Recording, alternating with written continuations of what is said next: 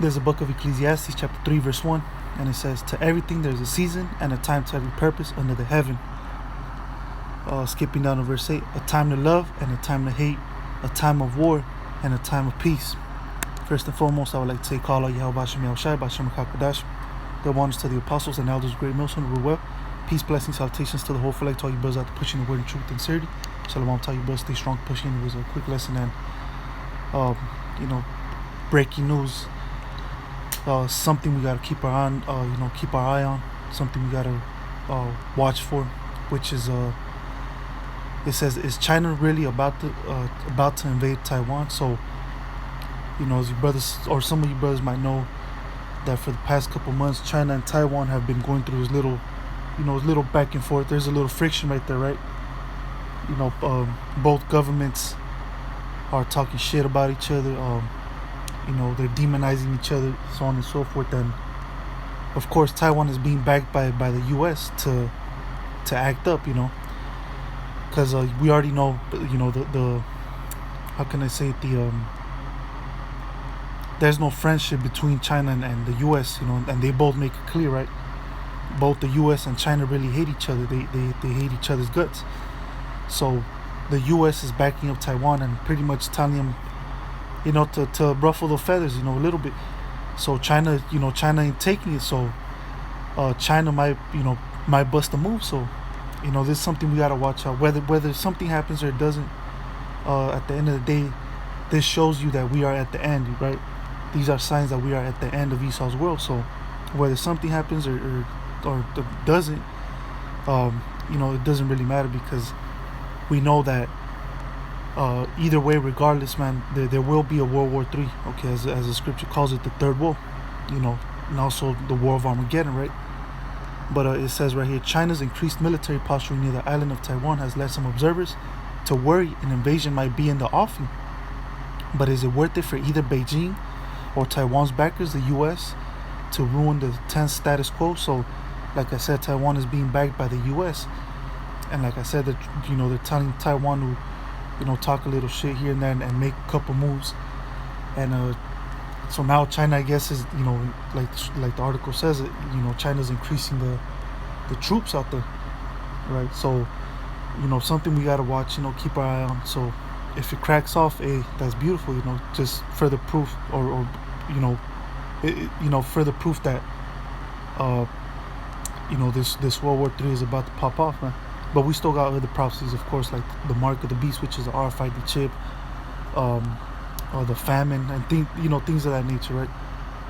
But yeah, going back to the scripture, that's why I read it, because right now we are living in a time of war. Right now ain't no peacetime. You just look at the energy and the spirit of the whole world. There ain't no peace, man. It's all about war. It's all about hate.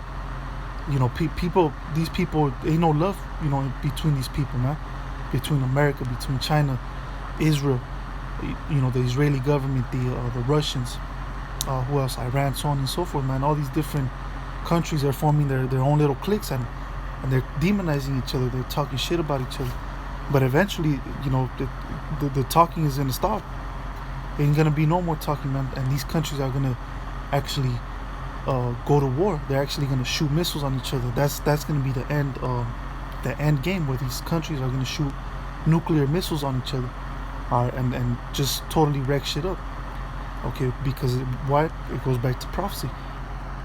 But once again, Ecclesiastes chapter 3, verse 1. To everything there's a season and a time to every purpose under the heaven. Exactly. So right now we're living in the season of war. We're living in the season of hate.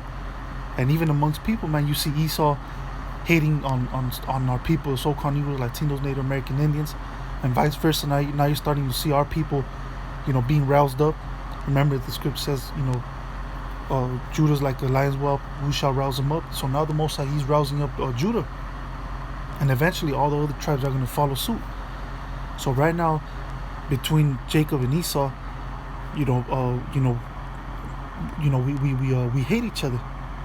All right, which that's the right spirit our people really got to be in, because for a long ass time, man, our people were docile. Our people were they loved the shit out of Esau. You couldn't tell them anything about Esau, right? Because they're Edomite lovers, man. But now this newer generation, they're like, man, fuck Esau, fuck the so-called white man. So that's really the Most High's putting the spirit on Jake to wake, pretty much wake back up to who the so-called white man is. That he's the devil, he's the enemy, he's your enemy. All right, Esau, the so-called white man, is all you so-called Negroes, Latinos, and Native American Indians enemy. All right, from the beginning, from the foundation of our creation, we were created to hate each other, to not love each other, man. And that's the energy that the Most High is putting back on our people. But either way, right, they're still 2/3, right? They're not gonna wake up to who they are, that they're Israelites, but they are gonna be woken up to who the real enemy is, which is the so-called white man, Esau. But once again, to everything there's a season and a time, to every purpose under the heaven. Exactly. So this is the Most High's purpose, all right, to cause chaos like this and cause wars like this, whether it happens or not, whether this whole China-Taiwan thing cracks off or it doesn't. At the end of the day, that's the spirit is out there. The spirit of war is out there that the Most High put. So skipping down to verse 8, a time to love and a time to hate, right? So right now we're living in a time of hate, a time of war and a time of peace. Exactly, we are in a time of war. Like I said, ain't no peace, man.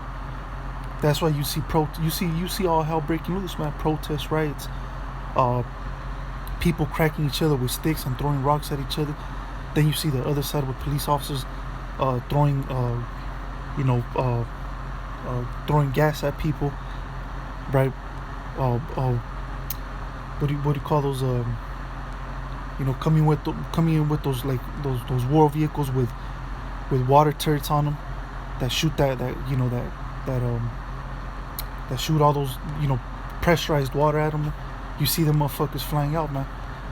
People fucking flying, being here with that water, and to eventually, what's gonna happen is you're gonna have the military out here, man, and all those people that are protesting that you see out there, causing havoc and shit. Eventually, the military is gonna get the green light to start popping these people, man. Mowing them down, killing them. All right, but going back to the, as a matter of fact, let me go ahead and get this scripture.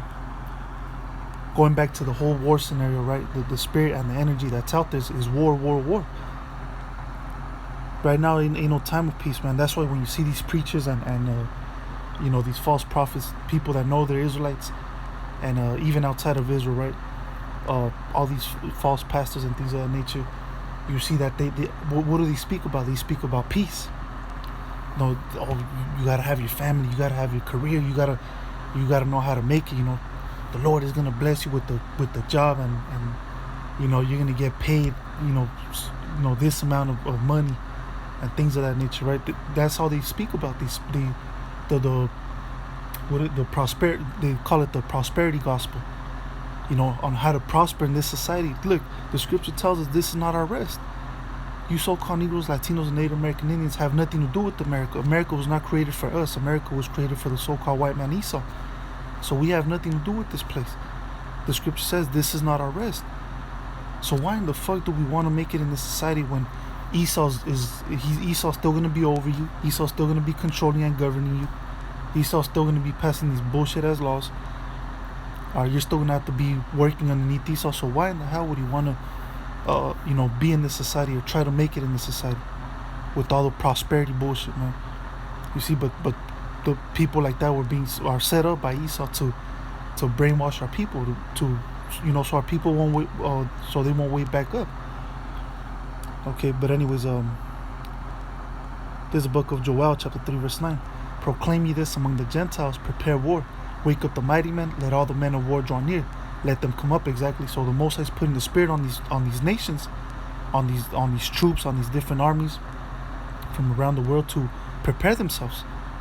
That's why when I read the article, you see them Chinese troops, man, they're being set up. They're preparing themselves mentally to ready to go kill shit. Just like the other side, I guarantee you, Taiwan is doing the same thing. America's doing the same thing. Russia's doing the same thing. All these different troops around the world, they're getting it in their mind that something's about to crack off, man. Something's about to pop off, and they're preparing themselves mentally to get ready to go, kill each other and shoot each other down. All right. So once again, proclaim me this among the Gentiles, prepare war, Wake up the mighty men, let all the men of war draw near, let them come up. Beat your plowshares and your swords and your pruning hooks and the spears. Let the weak say, I am strong.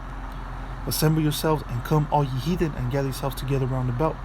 Thither cause thy mighty ones to come down, O Lord. Exactly. So, all the heathen are assembling themselves, they're preparing themselves, they're having all these drills, right?